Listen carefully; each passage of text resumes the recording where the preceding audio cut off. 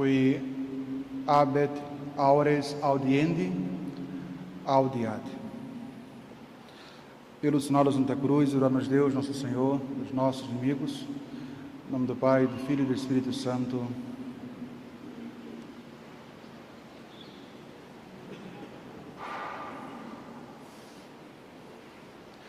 Reverendíssimo Padre Ednei, caríssimos irmãos, quem tem ouvidos para ouvir, ouça, disse o Senhor. Caríssimos irmãos, a Santa Mãe Igreja, na sua sabedoria de verdadeira mãe, não nos lança de súbito, de imprevisto, nas austeridades do santo tempo da Quaresma. Antes, abre diante de nós estas semanas do tempo da Septuagésima, para nos preparar. E hoje, no domingo da Sexagésima, ela nos chama para preparar especialmente a terra do nosso coração, a fim de receber convenientemente a semente da graça divina. Reparem, caríssimos irmãos, como a liturgia fala hoje. No Evangelho, nosso Senhor descreve a semente lançada em 4 tipos de terrenos diferentes. E na Epístola, onde São Paulo diz que um espinho de Satanás ou um anjo de Satanás foi lhe dado para lhe dar bofetadas na cara, a própria Epístola de São Paulo é como se fosse essa bofetada na nossa cara. São Paulo mostra com sua vida marcada por tribulações, com humilhações, o que significa dar fruto, o que significa perseverar na fé de nosso Senhor, apesar dos sofrimentos, das humilhações e perseguições. Não é, portanto, uma lição abstrata. A lista de sofrimento que São Paulo faz não é para se vangloriar, mas para contar pérolas que ele juntou exatamente pelos sofrimentos passados, suportados e vencidos, unido a nosso Senhor. É o retrato da nossa alma diante da palavra de Deus, a liturgia de hoje. Hoje dispensaria o sermão, a homilia do Padre, porque o próprio Jesus já explicou o sentido da sua parábola. Mas é bom sempre mastigar um pouco mais para tentar tirar todo o fruto possível daquilo que nosso Senhor nos transmitiu na Sagrada Liturgia. A semente, como ouvimos, é a palavra de Deus. É o próprio Jesus que nos esclarece. A semente é a palavra de Deus, o terreno é a disposição do coração humano, é a disposição interior para receber esta semente. E aqui está o ponto decisivo. A semente é sempre a mesma. É a mesma palavra de nosso Senhor, só que caída, lançada em lugares diferentes, em terrenos diferentes. O que muda é o terreno.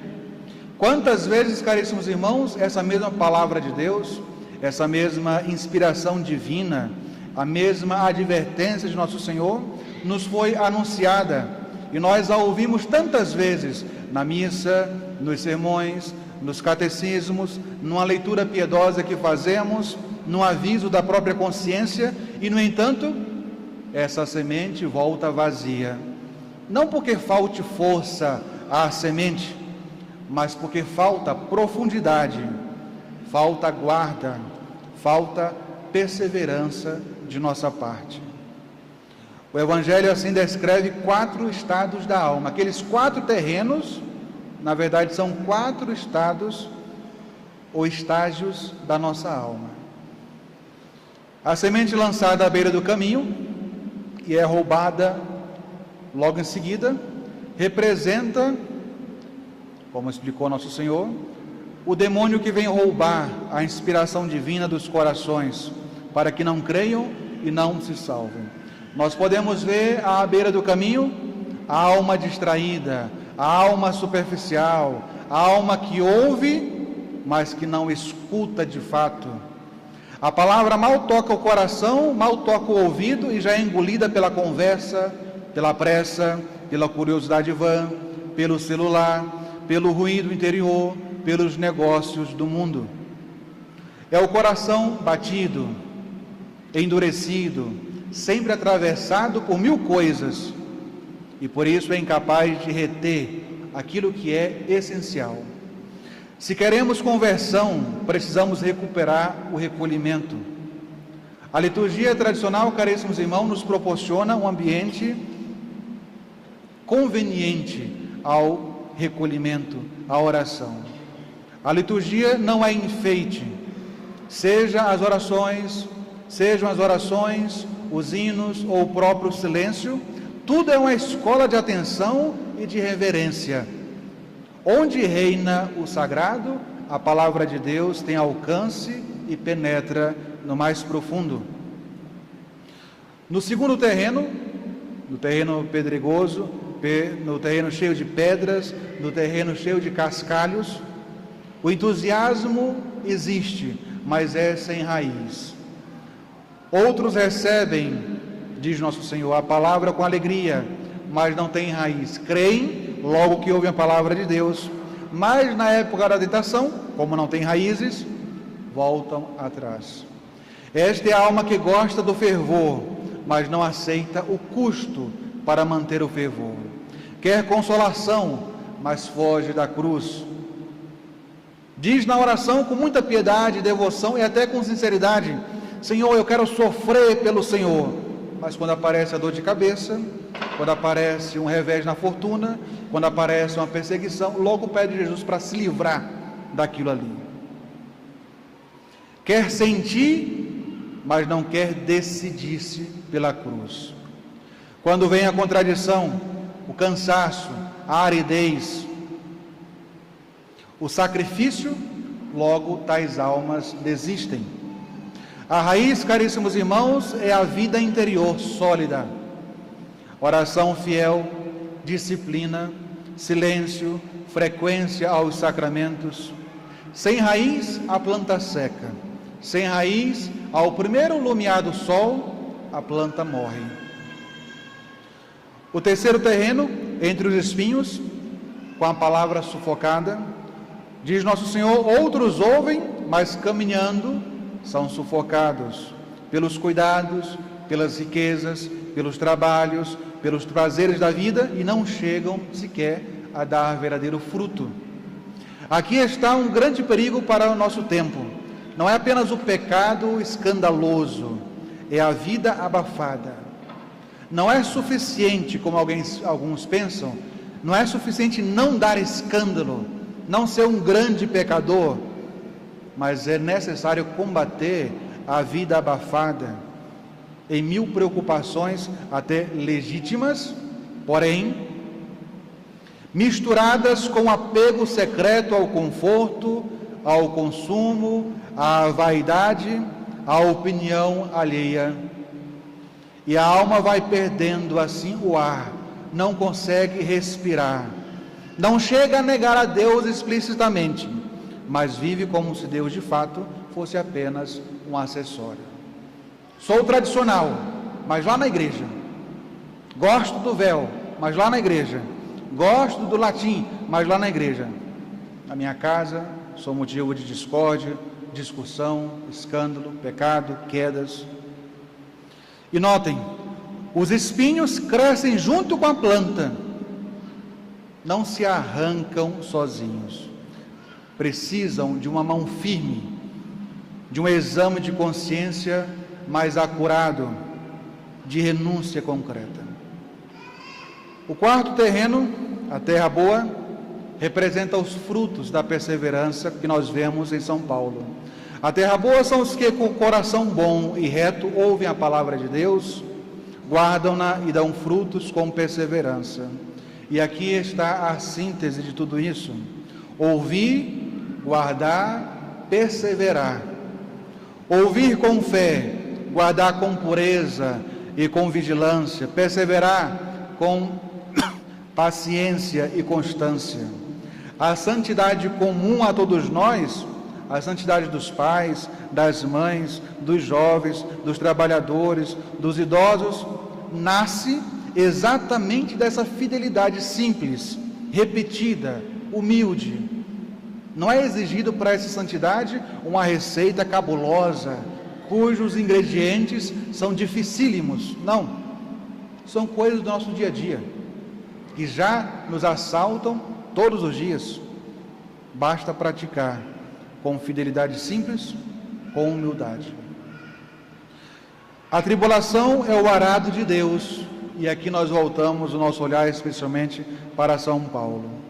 São Paulo enumera perseguições, naufrágios, perigos, trabalhos, fome, frio, sede, angústias, e por fim, fala daquele espinho na carne que o humilhava. Pediu ele 3 vezes: Senhor, livra-me disto.